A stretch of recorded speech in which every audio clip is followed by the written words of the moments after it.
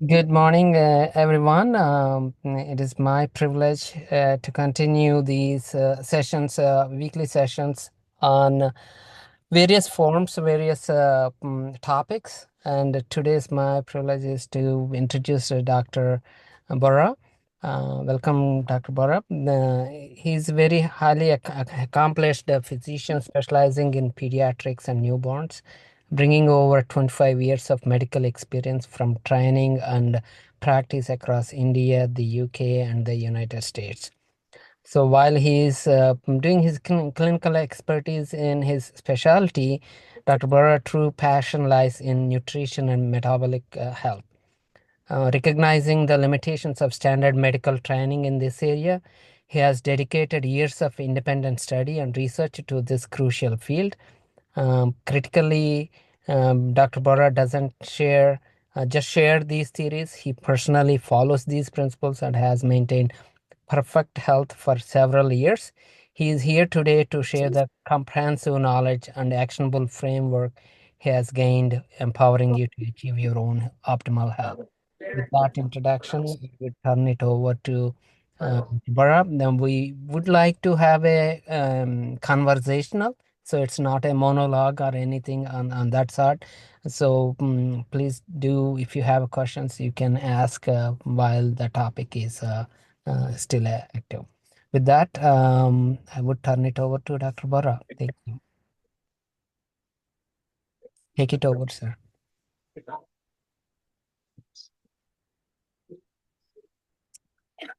Yeah. Okay. Yeah. Thank you, Ravigar. Thanks for the kind introduction. Can everybody hear me? Yeah, we can hear you.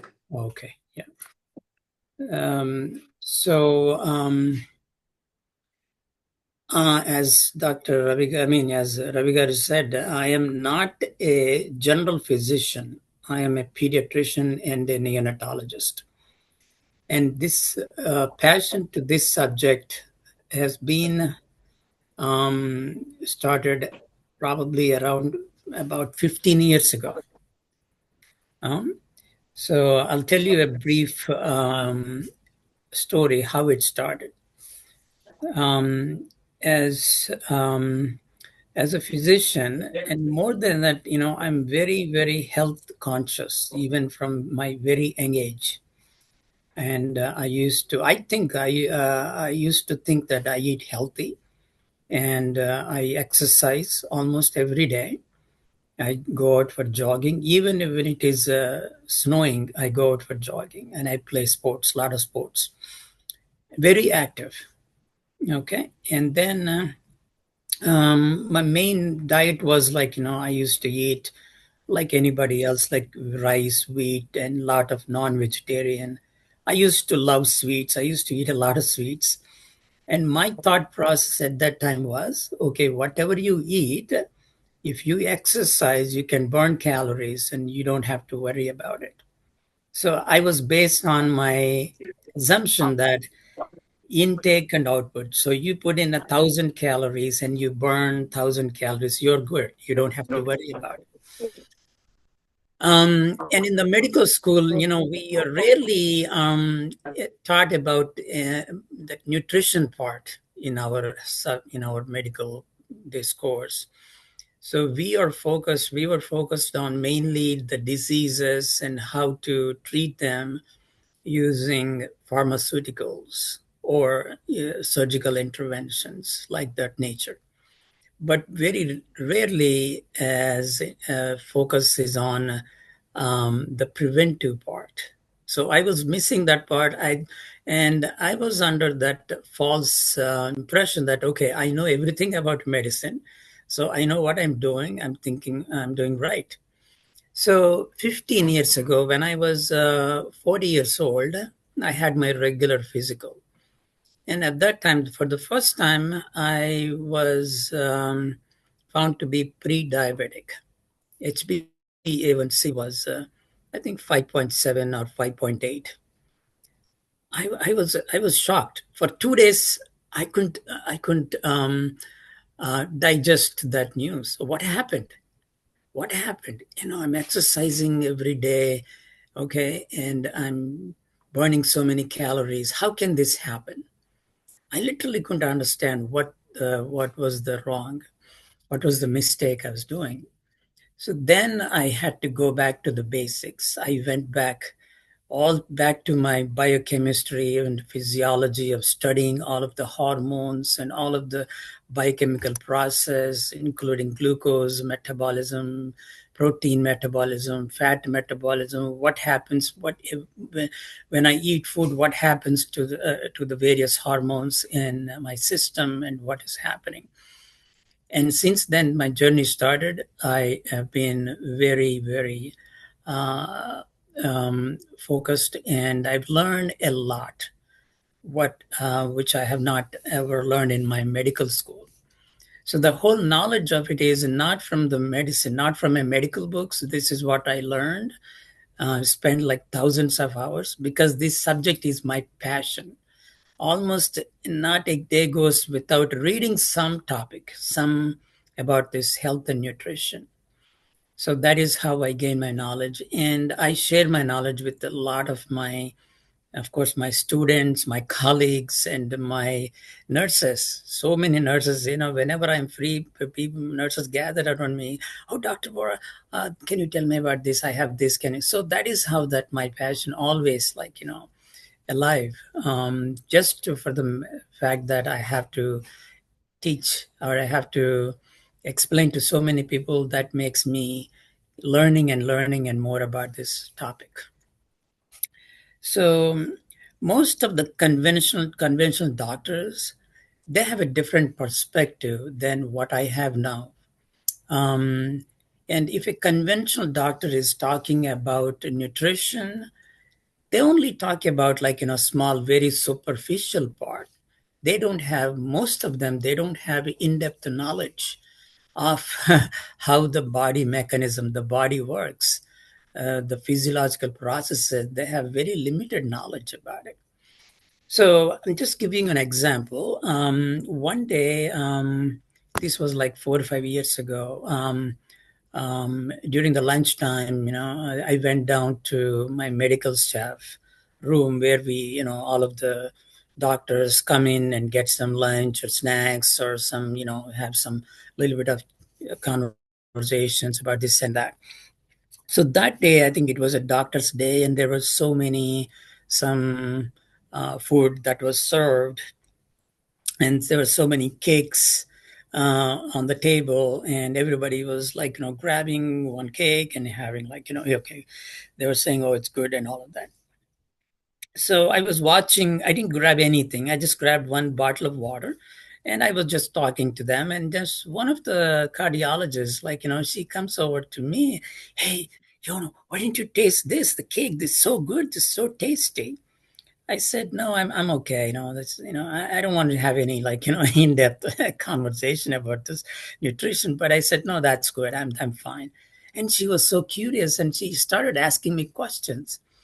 Why are you not taking it? Are you diabetic? And I said, no, I'm not diabetic. So then what's wrong? And you're not fatty. You're not obese. And why? Uh, I don't want to have a long conversation and start educating anybody. I said, no, I'm just not interested. That just, the reason I'm telling you this is just so many people, they don't have an idea what happens when something goes into your body. Okay. So that is what the knowledge that I would like to share with you all today.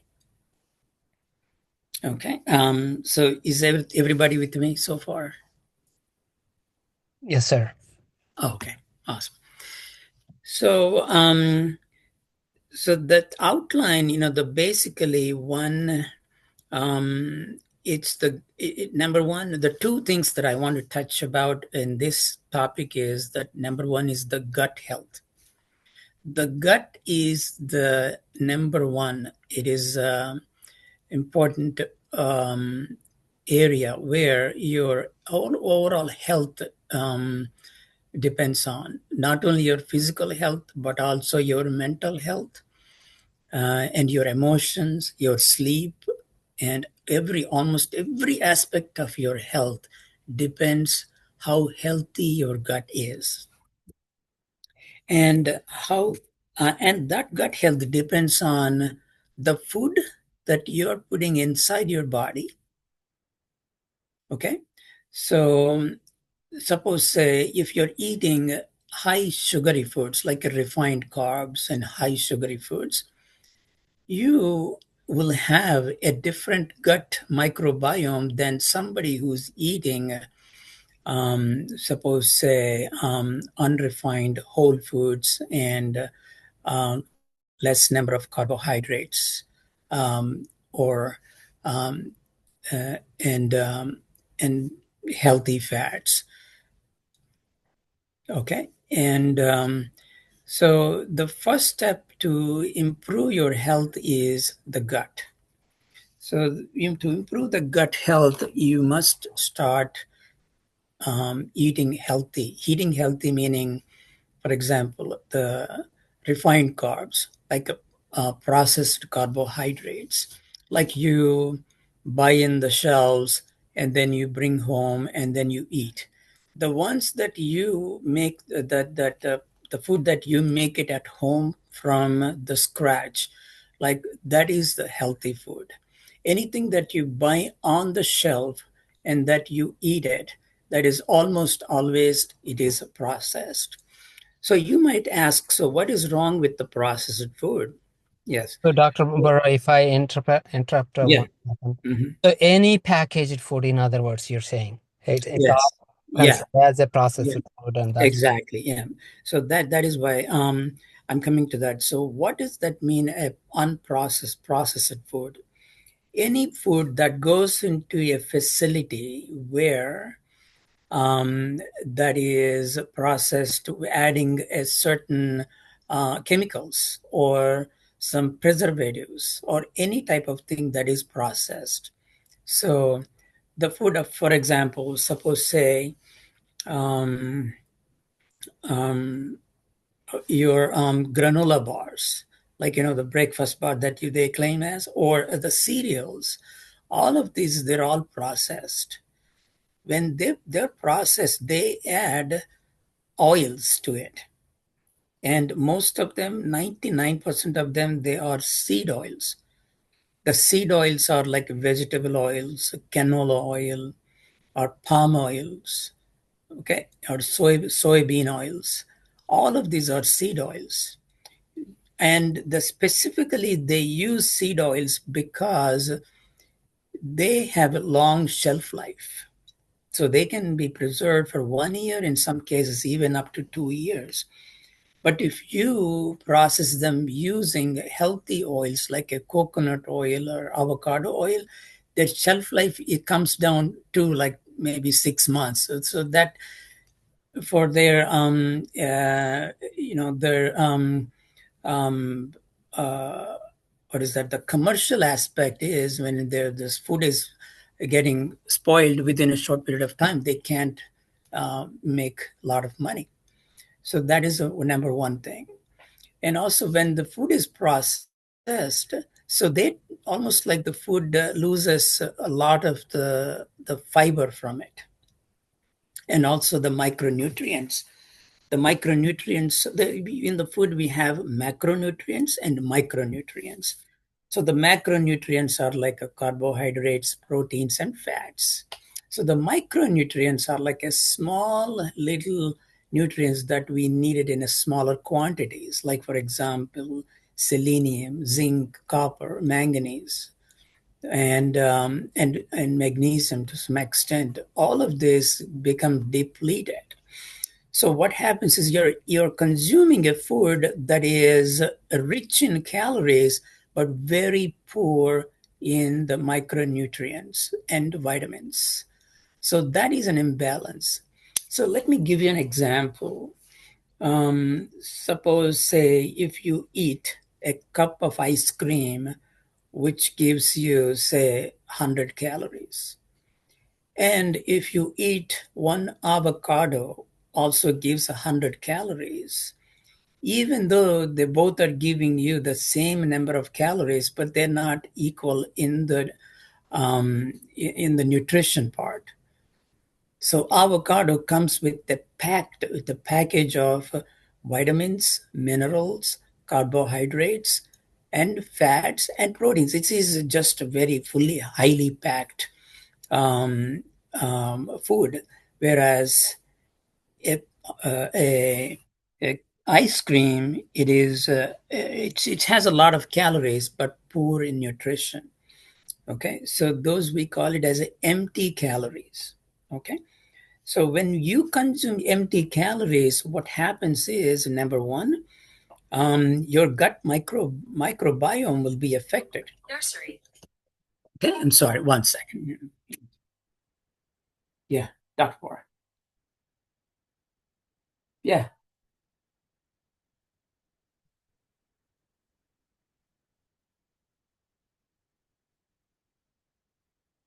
Okay, yeah, okay. I'll be there like around 2 p.m., okay?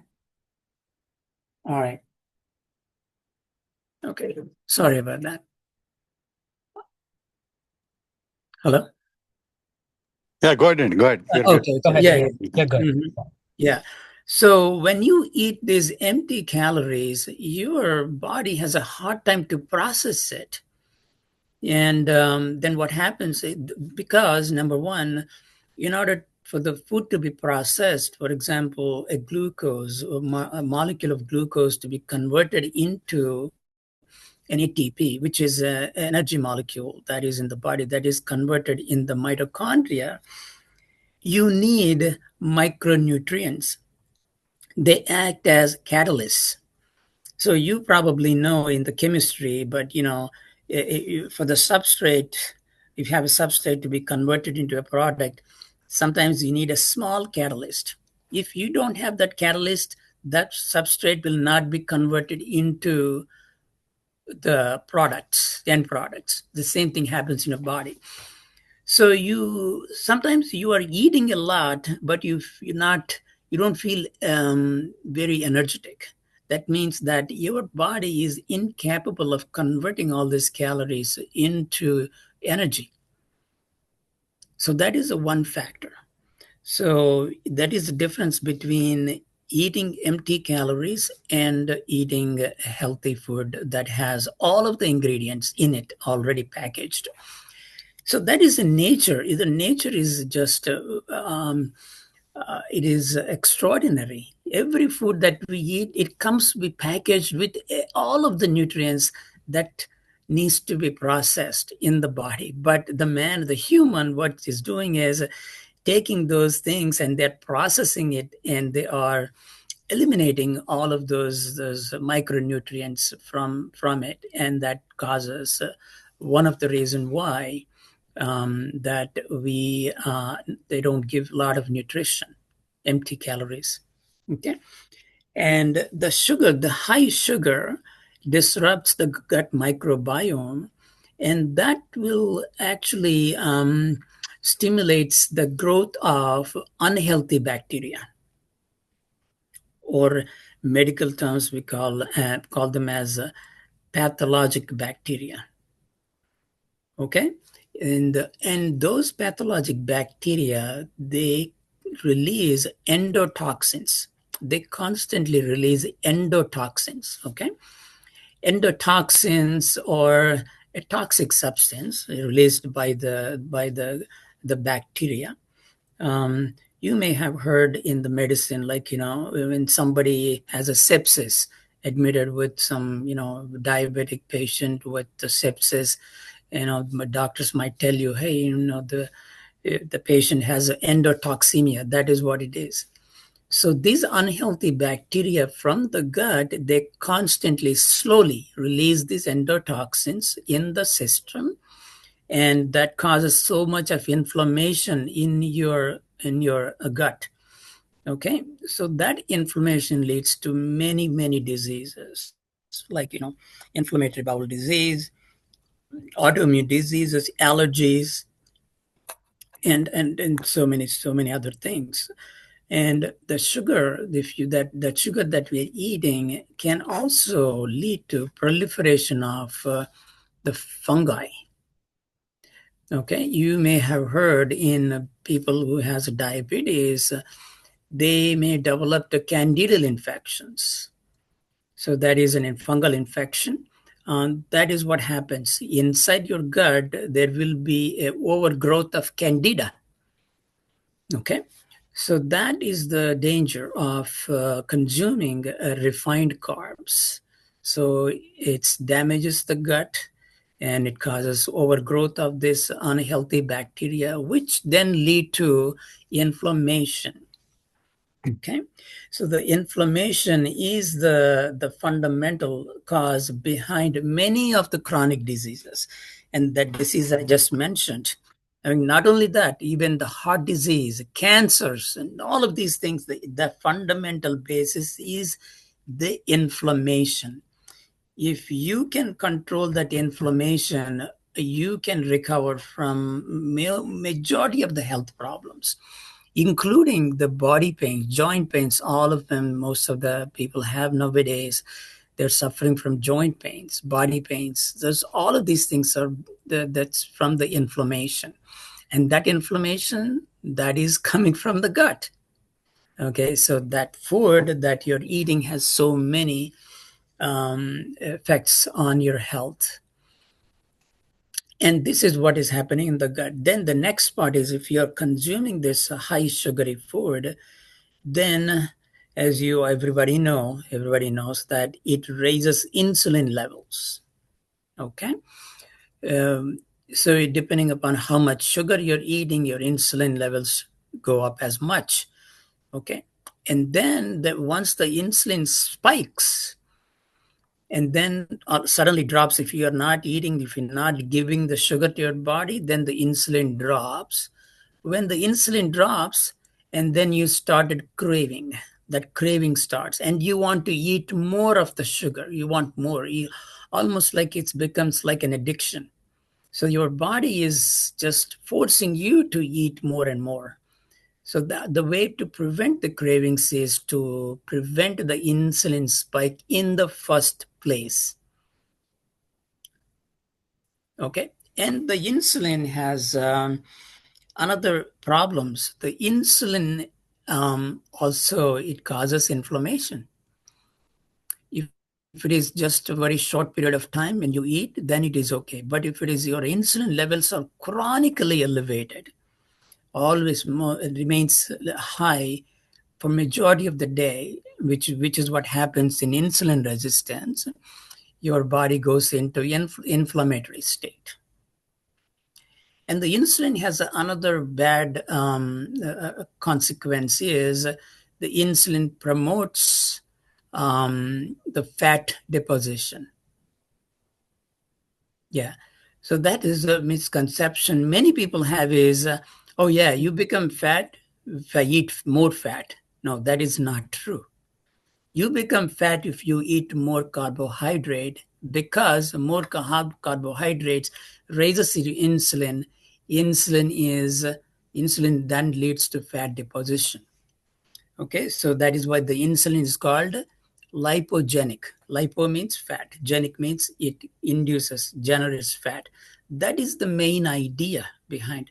So if you want to lose weight, it's not like, stop eating fat. You have to stop eating sugar or carbohydrate. You have to bring your insulin down. Then your insulin resistance comes down, and then you start losing fat. So that losing weight, it is the end result of improving your overall health. Now people talk about, that obesity clinics and how to cut down on calories. No, those are not that should not be the focus. Your losing weight should not be the focus. Your focus has to increase or improve your metabolic health, your metabolism. So when your metabolism improves, your mitochondria is the small structures within your cell that releases energy, that produces energy from the food that you're eating. If you have a very healthy mitochondria, then you break down all of the food that you're eating, and then it generates a lot of energy. You're very active and more efficient. If the mitochondria are not efficient, even though you're eating meals like 3 times a day, you're still not very active. So that is the reason.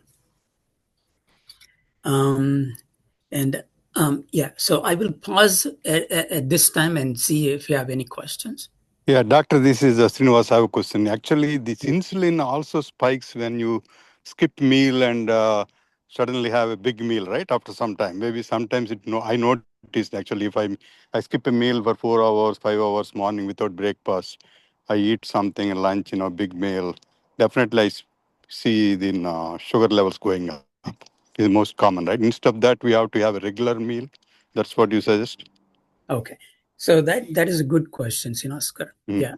So the insulin spikes whenever there is a blood sugar spike. Right. Okay. So when blood sugar spike happens is number one, you have in the body in the morning time, you have a counter regulatory hormones. They're called growth hormone, cortisol in the morning. Okay. Whenever their levels go up in the blood, they release the blood glucose into the bloodstream, and that is when the insulin goes up. Okay. Right. So, and that happens early in the morning. Right. Typically, that is what happens early in the morning. But this only happens when there is a dysregulation of your metabolism, not in everybody. Right. Okay. So, for example, say in the morning you wake up and you have a high level of stress for any reason. Right. And then your cortisol level, your steroid hormones go up, and that leads to increased blood sugar levels. And then it leads to the high insulin levels. Okay. But if you are healthy, if you're in a normal person, that should not happen. Let me explain. That is a very good point. That is actually, this is a physiology behind fasting. Right. Fasting. Yeah. A lot of young people are fasting like until 12. Maybe it's working better for them. But like you are right, So Yeah. the other people who have work condition very stressful. Yeah. So in the fasting stage, what happens? Let me step back a little bit. The fasting, suppose say when you eat food, your blood sugars raise, and then your insulin raises, and then within about 4 to 8 hours, your sugar levels drop. Right. And then your body has a stored carbohydrate, that is a glycogen, in your liver. Right. And that glycogen starts breaking down and releases sugar into the bloodstream, right? Right. Okay. And that release, it is a constant. It is not a sudden burst. It is not a sudden spike. It is a slow and steady. Right. Unlike the spike that you got when you eat food, this glycogen is broken down gradually and released into your blood at a lower level. That is why the fasting glucose, we check the fasting glucose, right? Right. Fasting glucose should be less than the glucose after the food, that is postprandial. Right. But in some cases, the fasting glucose can be higher. I have seen it in some people. Yes. So that means that there is some breakdown of that metabolic system. Right. Okay. So there is some derangement. That is not a normal phenomena, but there is some dysregulation. So that means that your body is releasing more glucose than what you needed. Right. Okay. So either you have a surge of counter-regulatory hormones, which can be due to the stress, okay, or could be even lack of sleep, proper sleep. Mm-hmm. Lack of proper sleep can also lead to higher glucose levels. Early in the morning when you get up, Oh, yeah. right? Early in the morning, of course. And then so the sleeping is another topic. I can talk about that, even that full 1 hour. I So think people need that actually. yeah, Yeah. yeah. Okay. Yeah, everywhere you read, oh yeah, people have to sleep 7 hours, 8 hours. No, it is not about the number of hours. It is a different Quality of the concept. sleep. Yeah. Yeah. Yeah, it's a quality of sleep and how to improve that and all of that is a different topic. I'll come there. Yeah. But in the Can we? fast, Yeah. Can I ask a question, doctor? yeah.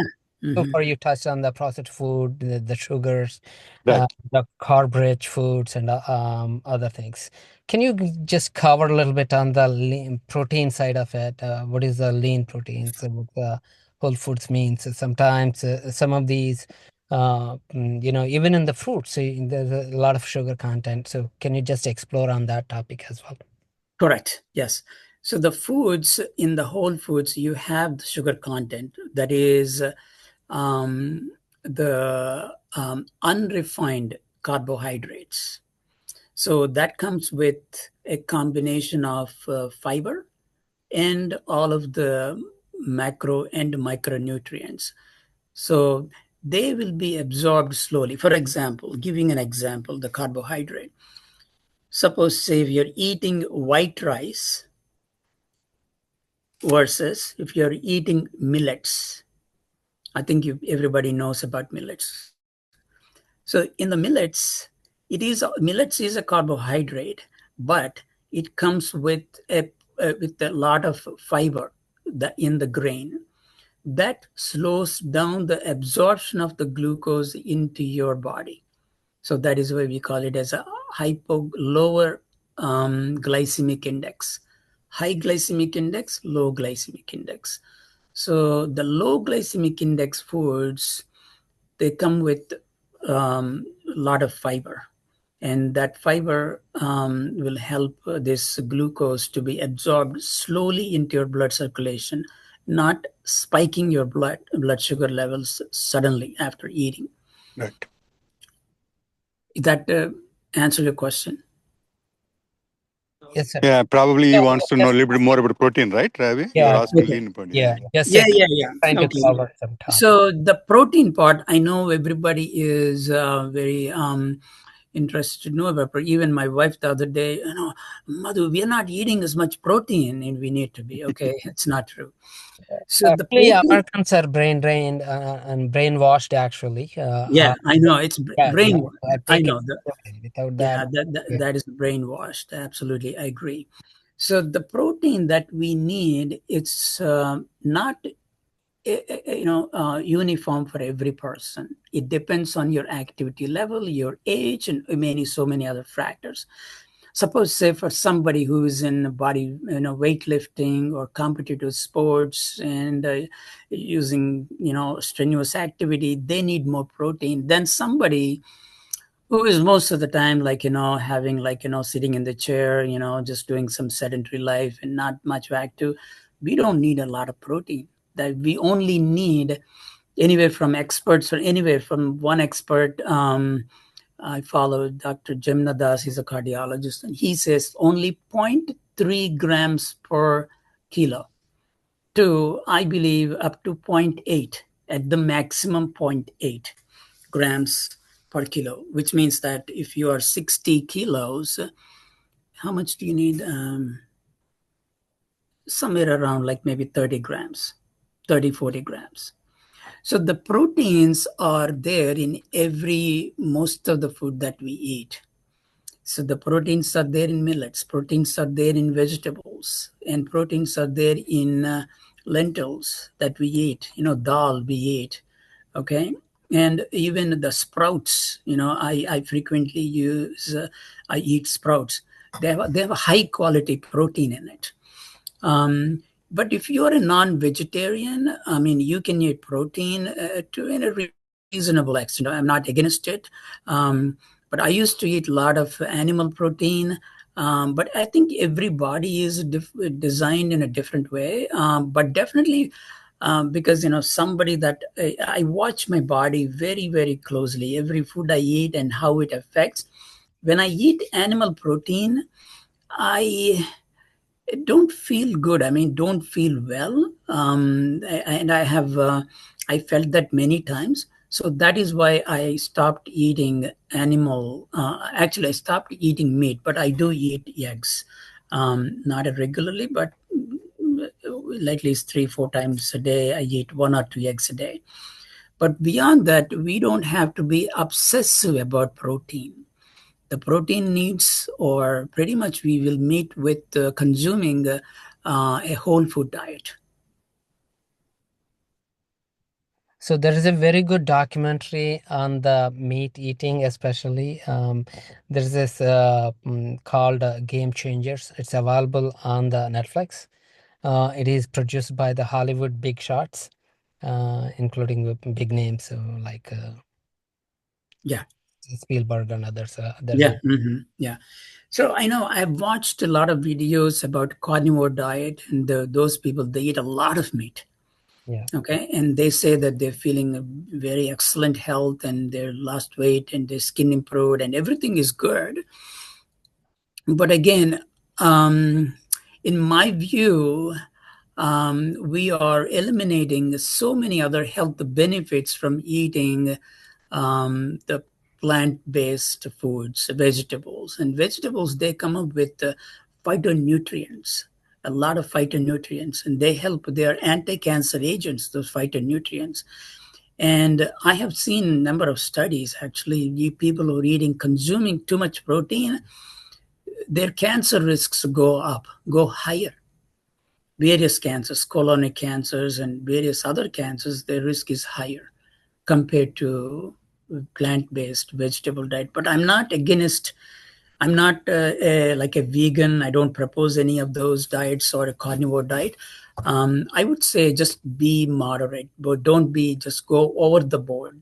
Don't be exotic and all those things. Right. Wonderful. Um, and Correct one of me, correct me, sir, if I'm wrong. Maybe lean meats, at least like fish and chicken, is okay, but better to avoid red meats. Do you agree? Red meat yes, maybe yeah, can be yeah. dangerous. Yeah. Yeah. That is. I agree with that. And the fish is also good, but Yeah. again, you have to make sure that the fish is a wild caught, not Well, farm okay. raised. Okay. Farm raised fish is very toxic. It is very Wow. toxic. You don't even want to get close to you. I mean, that is highly toxic. Right. So only the wild caught fish. Well, caught fish. Okay. Thank you. Doctor, can you, yeah, we talked about the what we eat. So can we try when to eat? I think that's Okay. time Yes. is Okay. also Yeah. an important Yeah, aspect. sure. Yeah. So one of the last topic then what to eat is the fat, right? Is the fat. This is something. This is the topic I am totally unconventional. I go against many of the medical doctors. Okay, so this could be controversial. Okay, um, so I believe that we have to eat some very decent amount of fat. I would not limit my fat. I would never say don't eat, you know, don't eat fat or eat only like, limit your fats. No, I don't say you have to eat fat. But most important is not the fat, how much fat you're eating. It is important what kind of fat you're eating. That is very important. The fat that is comes from the seed oils. I explained before the seed oils are canola oil and vegetable oils and soybean oils and all our sunflower oils. So these oils are very highly processed. It is not easy to extract the oils from these seeds. The seeds have to be heated at a very high temperatures, and then the oil has to be extracted using some solvents like hexane and even some bleaches to make the color look better and all of that. So these are really toxic oils, and they also have omega-6 fatty acids. Omega-6 fatty acids are pro-inflammatory. They cause inflammation. So these oils, you have to avoid it. Absolutely. And what are the best oils to use? Um, when it comes to that, I'm totally in contradiction to the mainstream media, even including the American Heart Association guidelines. My view is eat saturated fats like butter that comes from the grass-fed cows, not in any cow. Commercially raised cow's butter has a high amount of omega-6 fatty acids because those commercially raised cows are fed on the grains like the soybeans and corn, and that's what they eat, not the grass. They're supposed to eat grass, but they don't eat. The commercially raised cows are raised on these seeds, and so their milk is very poor, very bad nutrition. You're not supposed to drink that milk or use those the butter that is made from those commercially raised cows, or even including those yogurts that are made from the commercially raised cows. And the butter that I mean is the grass-fed cows. And the grass-fed cow's butter looks yellow. That is because of omega-3 fatty acids. And those commercially raised cow's butter looks more like a white. That is because of omega-6. That is the difference. Omega-3 is yellow. Omega-3 is part of the essential fatty acids, and we need it. Omega-3 is an anti-inflammatory, and we need it for our brain, for our body, for everywhere. So that is one. And then the coconut oil. The coconut oil is it's one of the most healthiest. I mean, with the coconut oil, so many benefits. If I start talking about benefits, it may take like even 30 minutes alone with the coconut oil. Coconut oil has so many antimicrobial properties, okay, antifungal properties. And because due to that lauric acid in it, lauric acid, that helps to heal your gut inflammation. And the coconut oil actually helps in improving that inflammation in your whole body. In some cases, it can even improve your thyroids, that coconut oil. But but if you take the mainstream media, American Heart Association, they just demonize this coconut oil. So in my view, and also coconut oil has MCT, medium chain triglycerides. The beauty of medium chain triglycerides is they can be absorbed directly into bloodstream, and they don't even have to go through the liver to be processed. They can be converted into energy straight away, and they give you ketones. And the ketones are wonderful for your body, wonderful, like, for your improving your inflammation, for your brain, and all of that. So especially when you're fasting, if you're practicing intermittent fasting or prolonged fasting, coconut oil helps you get through that fasting phase of the last, the next step of the fasting phase, where your Can I body. ask you a question? Can I ask? Yes. Yeah. Yeah. So I have a friend from Kerala. So obviously, Keralites eats a lot of coconut oil. Most of their cooking is coconut oil, I believe. But they do also have a lot of high cardiovascular issues, especially the heart attacks and other things. That's what I heard from my friend. How much that is true in case of a coconut oil? Very good question. Okay, so the same question that 20 years ago that we had, they had done a number of studies in the Kerala and other parts of the India. In Kerala, actually, they used to have lowest number of heart diseases. This was like 20 years ago when I was in medical school. But now the things have changed. Even though you're using coconut oil, it doesn't protect you from heart disease, no matter what you're doing other things. If you're doing other bad things, that is not going to protect you from the heart disease. So there are a number of variables. It's not a result of the coconut oil. Exactly. Yeah, not the result of coconut oil. So That is what I would say. Um, So, Yeah, other factors playing major role, I think, not this one. oh Yeah. yes, Yeah. Yeah. absolutely, absolutely. Yeah. Do you recommend the one that is they're selling in, for example, Costco has the coconut oil they're selling. So Yeah. we're Yeah. almost tempted to buy it, but everything is kind of a No, an people are another, that is a saturated fat, the myth that is created by the medical industry, mainstream. This is just absolutely the worst misinformation. Okay. I mean, I have gone through so many studies. I have gone through in depth about how this coconut oil will be processed and all of that in your body, and then what are the benefits of it. I mean, you can Google it and you can read about it. I mean, this is just unbelievable number of health benefits. Okay, and I'm using this coconut oil for the last 15 years. That is what we only use it at our home. Okay. What brand and what brand is that one? Same అండి ఇప్పుడు మన కాస్కోలో Oh, same Costco, same. Okay, got it. Costco Thanks. yeah, Yeah. it Okay. has to be cold pressed, Oh, organic, cold press, cold cold, press. Okay. cold pressed. Yeah. Okay. Thank you. Thanks. Yeah. Any oil, and not only coconut oil, any oil, no matter what, like, if you want a peanut oil or if you want to use any other oil, that has to be only cold pressed. Okay. When you extract oil at a higher temperatures using solvents, that is called refined oil. That is very toxic to human body. You cannot use it.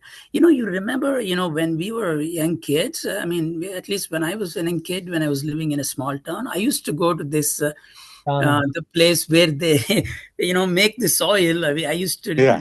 take the Right. bottle and get this, right? Ganuga. Yeah. Yeah. Yeah. We used to call Ganuga or something, right? Ganuga, Yeah. yeah. Yeah. Ganuga, yeah, Something like that. Yeah. Correct. No, it's everything is just a highly mechanized machinery, industrialized processing. Okay. So those are the oils, those refined oils, those really, they cause havoc, complete damage to your system.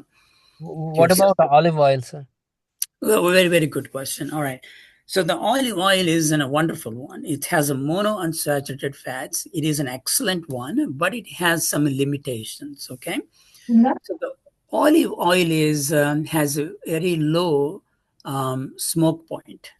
Right. That's right. That means is, if you cook with olive oil, like for example, or Indian cooking, okay, when you heat it at a certain temperature, I think it was like maybe 60 degrees or 70 degrees, around that number, and that fat becomes trans fat. Right on your skillet, you are making this oil become the worst oil that you can imagine. It becomes into trans fat. The trans fat is the worst for your body. But if you consume olive oil with the salads without any, heating, but then that is fine. That is good. Okay. But then you have to remember that 70 to 80% of the olive oils are adulterated. If you want to use olive oil, make sure it is extra virgin, one source, only one source. If you read the bottle on the bottom, they will give you the source. Sometimes it is sourced in 2-3 different countries. So instead of that, one source. The single malt olive oil. Correct. Yeah. Yeah. Yeah. Yeah. So yeah, that is why the olive oil has some benefits and also some limitations. Make sure that you're using the healthy olive oil, and you can actually use it on your salads. In the morning, if you're eating salad, just use 2 or 3 spoons. Yeah, it is totally fine, but just don't cook it. Yeah. Wonderful, So doctor. much information on oils. Last but not least, what about sesame oil? Sesame oil is good, sir. Oh, yes, yes. Sesame oil is And also cooking. wonderful. It has Okay. many health benefits. Again, that is the problem. The sesame oil that we find in the stores are industrially extracted, not cold pressed. Cold pressed we need to buy. Yeah, okay, got it. We Right. need to buy sesame oil. Sesame Yeah. oil is also has a good health benefits. Same thing with the mustard oil also. Okay. But Perfect. anyway, sesame oil, mustard oil, I think is better to use limited quantities, because they also have omega-6 fatty acids. Right. Omega-6 fatty acids can cause inflammation. ఇప్పుడు మనకి తెలుగులో వాతం అంటారు, వేడి అంటారు. మీకు that language right? అది వాతం. వాతం అంటే ఈ omega-6 ఇన్ఫ్లమేషన్ అది.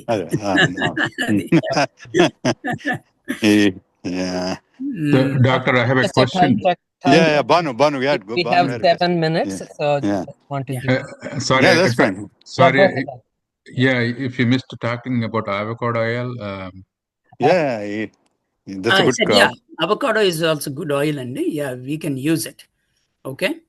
Yeah, avocado oil is another saturated fat. It has a high amount of saturated fats. It is also a healthy oil. And at my home, we use avocado oil, especially if you're making like a garas or something like that. Yeah. Okay. For cooking, we use coconut, but making like a garas and all of that, we use avocado oil. I see. Make sure that avocado oil is also the source is like proper source and single source. Thank you, Doctor. Good information. Thank you so much. Very good information. Thank you, Andy. Thank you. Yeah, I think Ravi, do you think it's a good idea keeping these 5 minutes per questions? Probably there's a lot of information, right? Maybe other people may have questions. Yeah. No, Srinivas, I have time, and I mean, today is okay. I can extend long beyond 1 hour if you are interested. Yeah, maybe. Yeah, that's up to the team actually. Yeah, go ahead, Ravi. Yeah. No, continue, sir. So I think one of the topic we wanted to cover is when we eat. So we. Oh, good. Yeah, I'm sorry, I forgot that. So the timing that's okay. is an important aspect that. Exactly. Yeah. Very good. Ravi gar, I have shared a lot of information with you in the WhatsApp, right? Yeah. So that information is the one actually that every topic, that is what I have written in my WhatsApp group to one of my, my followers. Like there are about 100 people in my WhatsApp group. I have shared that information with most of them are my friends and family and my, all of the people, neighbors and all of that. You can share it with your friends. Definitely. Okay? I will do that. Because there's so much information. I may not be able to cover all of that today. So coming to the timing, and yes, very good question. So manaki, we are under that impression that we have to eat 3 times a day, right? That is physiologically it is wrong. The body is not designed to eat like so many times. The reason is, for example, it is big when you understand how our body's hormones are designed, how it works, then you can make more sense. Okay, so morning eating in first thing in the morning, it's not healthy. Number one reason. Like Srinivas Garu, when I was talking to you earlier about these hormones, when we wake up. So when we wake up, in the morning, our cortisol goes up, increases. That is called flight hormone. That is natural phenomenon. Even when we are checking cortisol levels in patients, we check early morning cortisol levels at 6 a.m. So that is when our cortisol level goes up, and that makes us ready for the day. Increases the blood sugar levels and then make us ready for the action. Like, when you think about evolution, like, people don't have food to eat right when they wake up. They have to go out and work, and then, they will have to, hunt and then bring that food home, and then they eat. But now we have this luxury of storing food at our homes in the freezers. As soon as we wake up, we want to eat. That's not ideal. So that what happens is when you're fasting all night, your body uses glucose as a substrate in the first 8 hours. And then the next 4 hours, the body relies on the glycogen that is stored, that is a sugar, that is a carbohydrate that is stored in the liver and in the muscles. Okay, so it uses for up to 12 hours. After 12 hours, what happens is our body starts getting its energy from the ketones, from the fat that we have stored. But we're not giving time for our body to rely on that fat stores or the glycogen stores. We are interrupting that process. We are just just putting food in our body and again start spiking our blood sugar levels. That is not physiological. That is unhealthy process. Just think about a hybrid car, right? A hybrid car. You have a battery and you have a gas. So you're not allowing the car to switch from one process to the other, but if you're interrupting every time, at some point, the car may not be able to switch to that alternative fuel.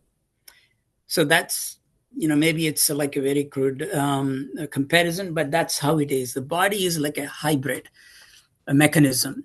The body can use glucose if it is available, and if glucose is not available, it can as well glucose use use fat to maintain your energy levels without even you realizing any loss in energy.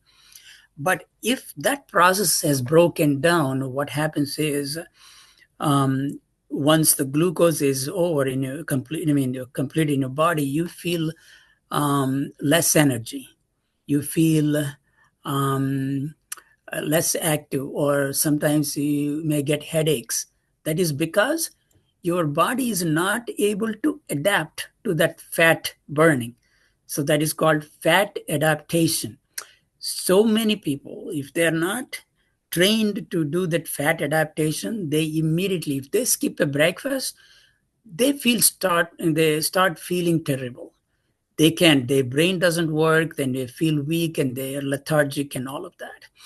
But once you train your body to break down your fat, it is just unimaginable, because I went through that. I used to eat 3 times a day until about 10-15 years ago. And whenever I skipped the breakfast, I couldn't even feel good. I mean, I can't even work because my body is just uh, dependent on that constant glucose, and only my body is only able to process glucose and cannot even process the fats. When you Almost like addiction. Yeah. So when you're able to switch from that to the fat adaptation, I am telling you how I feel now. Even with the 24-hour fasting, I do 24-hour fasting almost every week or every twice.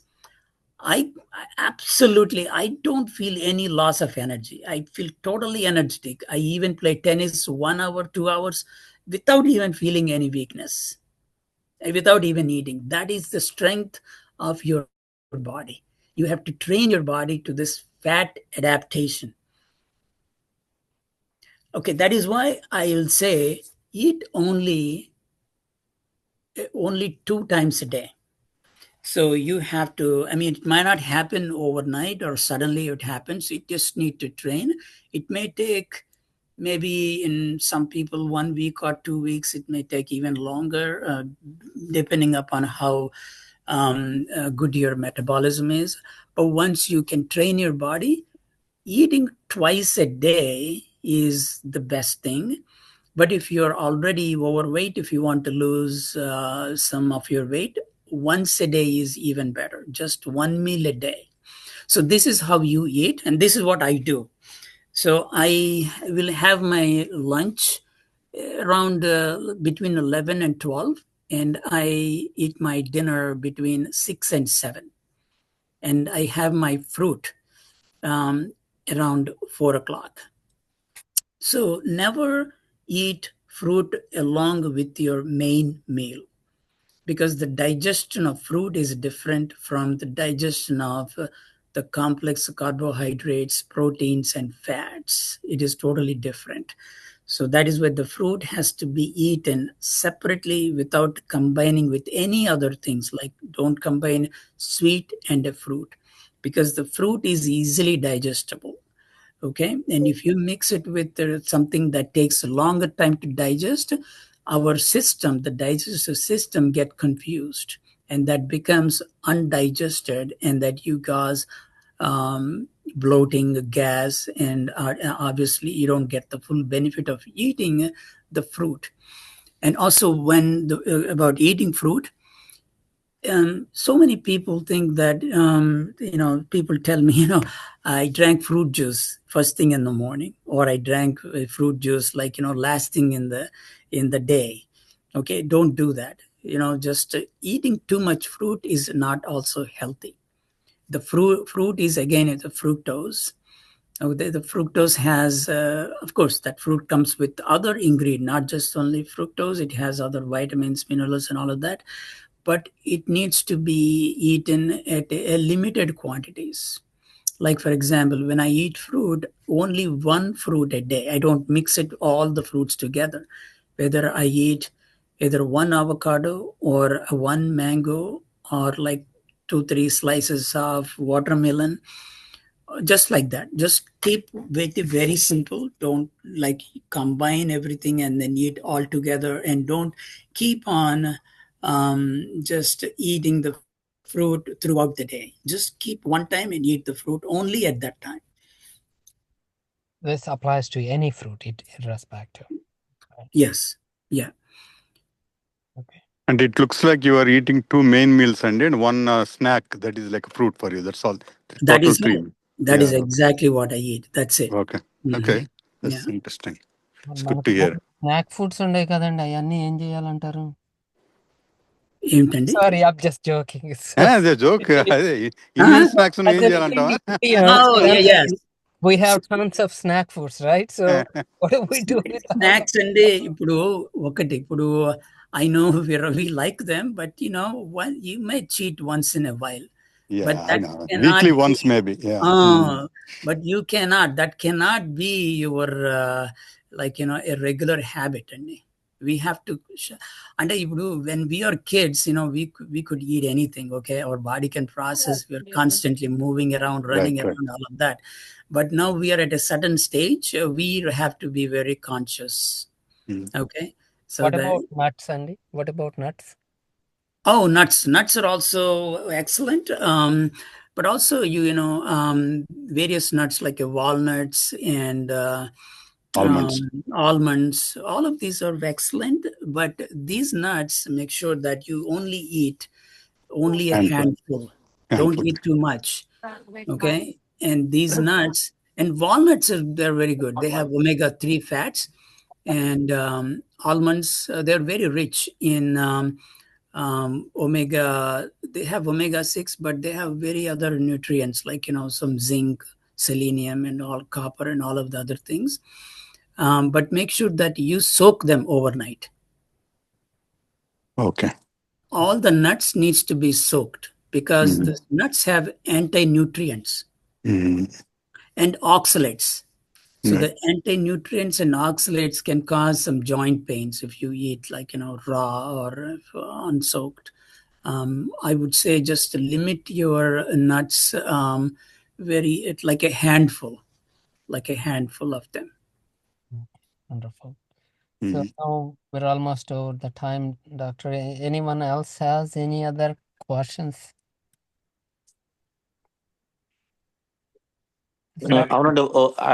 I just posted a question in the chat as well. Okay, what strategies do you suggest for minimizing the negative impact of high calorie or sugary foods consumed during social events or any parties, festivals? అంటే ఇప్పుడు that is in our hands అండి. We cannot avoid during that time, but something post mortem, anything we can do. Doctor గారు help చేస్తారు. నేను ఒకటి చెప్తాను మీకు. ఆయన ఇందాక అన్నారు కదా, ఎప్పుడన్నా వన్స్ ఇన్ వైల్ అన్నారు కదా, అది వన్స్ ఇన్ వైల్ అయితే ఓకే. మనకి ప్రతిరోజు పార్టీ అనుకోండి, you have to avoid. There is nothing, no something you can do. You have to save your health, right? నేను అదే పరిస్థితిలో ఉన్నాను ఇప్పుడు. We all have parties, but అదే వీక్లీ ఒకసారి వెళ్ళినప్పుడు ఒక్కరోజు I think we can cheat. ఏమన్నా డాక్టర్ గారు? అదే కదా మీరు చెప్తుంది. అంతకు మించి చేస్తే ఇంకా దర్ ఇస్ నో పాయింట్. పర్వాలేదండి. అంటే నేను నా ఎక్స్పీరియన్స్ చెప్తున్నాను. నేను in the beginning I used to not able to control, like, I used to love this meat, the chicken, so much, so much that I couldn't resist myself. Okay, కానీ ఇప్పుడు at this stage, when you start feeling that health in yourself, that confidence goes up, and at the same time you can have a better control on yourself. Okay, Right, so right. when you start feeling that health, and Right. when you start respecting your body, when you start, like, Seeing the results seeing the basically. results, then Yeah. it is easy, and then it is easy. You don't miss anything. అట్లనే నేను అంతకుముందు sweets you don't even believe, like, when I was in Hyderabad, I used to go to Polarity Sweets and get like a half kilo, 1 kilo. At one sit I used to eat all of them. That is how much I like. Now, even if I see the whole lot of sweets in front of me, no, I don't even get tempted. I don't even feel like I'm missing them. Just because you are completely de-addicted from it. You don't feel it. I don't feel it. In fact, I actually feel sorry for somebody who's eating them. I look at them, oh yeah, maybe, they're spoiling their health. That's how, when you get to the point of that, then you don't have to worry about, like, what happens when, the parties and all of that. It just all depends on in your hands. Exactly. So Jayaram గారు, మీ question answer అయిందండి? అయిందండి. Self control. Self control, exactly. Yeah, We all will remember that. Yeah, usually pretend that you're drinking. So that's what in social parties, Yeah, having నేను కూడా ఇట్లానే, నాకు ఇదివరకు కూడా I was not very strict అండి. నేను కూడా ఇట్లానే I used to drink, and I used to drink coffee also. Now I have quit everything. Okay, only I quit coffee because it is interrupting my fasting. I don't want to interrupt my fasting. That is most important for me. That is why I quit my coffee. When I quit my coffee. But if you drink a bulletproof coffee, maybe that's not because that's what I do. Sorry. Yeah. So, అంటే ఇది ఈ health ఇది అనేదండి, ఇప్పుడు we get into this this topic, this subject, I mean, you will just become so passionate. Okay, right. So in the beginning it is always difficult, and it is not easy. I mean, not easy as I am telling you. It is not easy. It is a journey. It needs willpower and commitment, no question. But once you start doing this, within 2-3 months, you are completely de-addicted from all the bad habits. You will be a different person. I can tell you. I mean, you will be a different person. Yeah. నేను చెప్తున్నాను ఇప్పుడు, నా weight అండి, నేను 20 years, when I was at the age of 20 years, and now I am at the same weight. Yeah, it's amazing. So I need to ask you on that question, Andy. So I'll go back to your original story. You said that, very young age, you got diagnosed with diabetes and all that kind of thing. So you suddenly realized, hey, what happened, right? And the question is basically, what was the outcome? What kind of things you found out that, okay, this is not what it is, why I got into this situation? What's the realization there, Andy? How it is? Okay, yes, this is what I realized, Andy, because I was eating so much of this carbohydrates and sweets. I was spiking my insulin levels, and I was spiking my blood sugar levels. without me even realizing it. And that is what led to the HbA1c. Okay. HbA1c is nothing but it is a glycosylated hemoglobin. మనం ఎప్పుడైతే we are consuming a lot of sugars, the sugar will be attached to the proteins. Like hemoglobin is a protein. Just like that, it could be attached to any number of proteins. And we're only measuring one part of it, which is hemoglobin. That glucose can go and attach to the proteins in your body, like collagen, your bones, like collagen, and those joints, like those ligaments and all of that, they have collagen. Or under the skin, the skin has a collagen. Whenever this collagen get glycosylated, it becomes weak and soggy.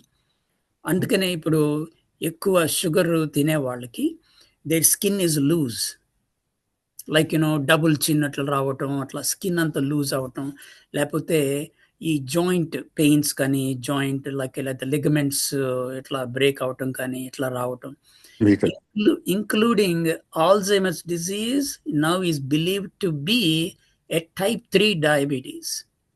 Because in the brain also that it gets glycosylated, the brain, that proteins, that is believed to be type 3 diabetes. So what I realized was the way that I was consuming food, I was eating only rice at that time. Now I changed to millets, rice, and then a lot of the sweets and all that was spiking my blood sugars, and that was causing my hemoglobin A1c to go up. When I realized that, then I changed my food completely. Now what I'm doing is I'm giving that time for my body to completely empty the glucose stores in my cells, including the liver.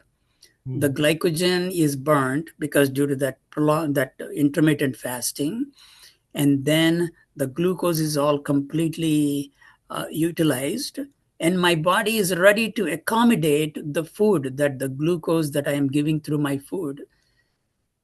Versus if you're eating too many times, all of your body cells and liver and everything is saturated, and there is no place to go. This glucose, there is no place to go. Got it. Okay. Yeah. So how much genetics is involved in this? And I know I saw you in person, but I think you're actually not that much of a you're not a fat person. Like you said, you went back to the weight levels of the previous.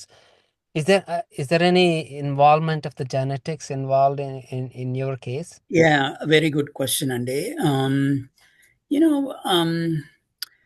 Genetics will play a role. There is no doubt about it. There is no doubt about it.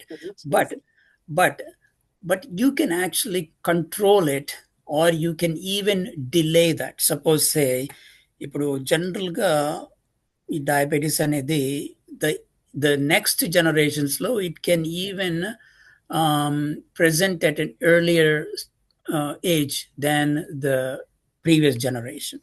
Suppose say మీ ఫాదర్కి ఇప్పుడు 50-60 years అప్పుడు diabetes వచ్చిందనుకోండి, there is a possibility that you may get diabetes even at a younger age.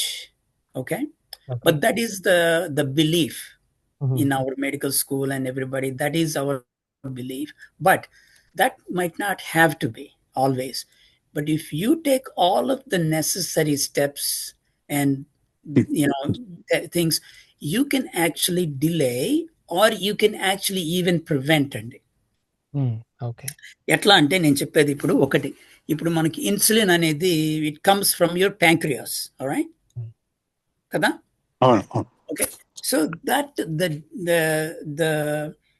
the potential or the life of the pancreas depends upon your genes. అనుకుందాం. Okay. Suppose say in your DNA, it has enough capacity to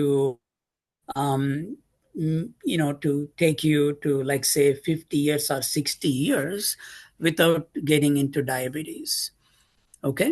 But if you're putting less pressure on the pancreas by consuming less carbohydrates, that pancreas may last longer. Okay. So we can't. Doctor, a question. This this A1C level, right? Diabetic versus pre-diabetic level. This American Diabetic Association has a different number than Indian Diabetic Association, right? We all go with that number. We check our A1C. Oh, we are at 6.2. Oh, we can eat more, right? We are below 7.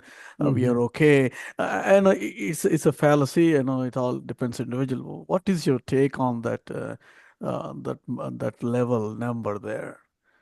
You're above 6. You should be. Yeah. So yeah, it's a good question, Andy. I mean, what is the right answer in it? To be honest, I don't know. But what I believe is the lesser is the number, the better you are. Okay. So that means that your hemoglobin is not attached to that glucose molecule. Okay. I am not worried about the glucose molecule that is attached to the red blood cell, Andy. Right. I am worried about that molecule that is going to be attached to your brain cells in the brain that can cause Alzheimer's disease, dementia. Okay, and I'm worried about that is attached, that is going to cause into your bones, that collagen, and that is weakening your joints. Okay, that is what I'm worried about. Even with medication, for example, not taking insulin, physical direct insulin, but you're in some kind of diabetic medication, and you're maintaining below 7. Is that good enough? In my view, Andy, 7 is a little bit high. I want that to be below 6, Andy, to be honest. But if you're a diabetic, I would want it to be a minimum of 6 point, between anywhere from 6.5 to 7. Yes, if a diabetic, 6.5 to 7 with medication. Yeah. But more than that, Andy, you definitely have to get your insulin resistance checked. But చాలా మంది doctors they don't do that insulin resistance test. Right. Okay, that is more important than HbA1c, Andy. What is the test? Should we? Yeah. That test is called insulin resistance. HOMA-IR. HOMA-IR.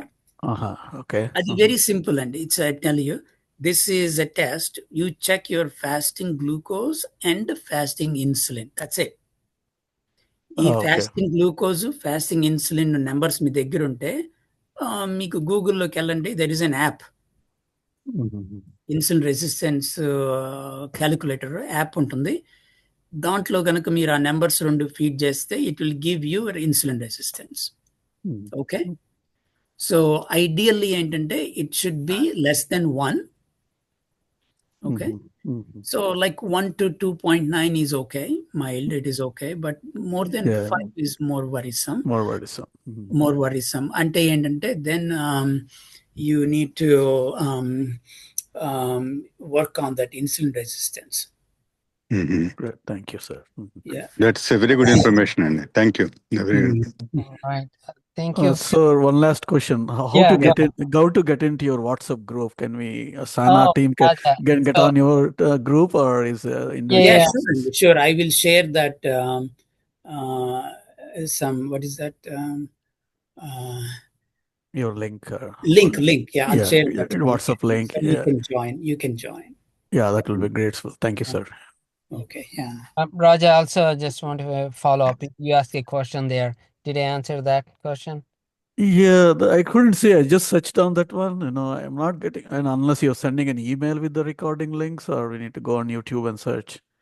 No, it's just youtube.com/it's SAANA, the SAANA. So I think I just tried it. It's saying subscribe for the channel or something. The SAANA, I believe. I think I may be missing. The SAANA.org. Yeah, the TH. Sir, can you post it again? Yeah, I did that one exactly, and it says subscribe channel. Something else opened up. Okay. So I'm sorry. So I will send you. Just hang. I'll share that link, Andy, to that WhatsApp group. Yeah. And you're welcome to join. Oh, really? Thank you, sir. Yeah, and actually that has been active for the last 4 years, Andy. I've said so much information. దాంట్లో చాలా ఉంటది కానీ ఇప్పుడు join అయితే మీకు అది కనిపించదు కదా ఇన్ఫర్మేషన్. అవునండి. Right. Yeah. So okay. All right. Thank you very much, Doctor. So thank you for your time, and it's really valuable. I think we all. Yeah. So Okay. I'm also, like I'm very, happy to share this knowledge and motivate everybody to make sure that just gets healthy.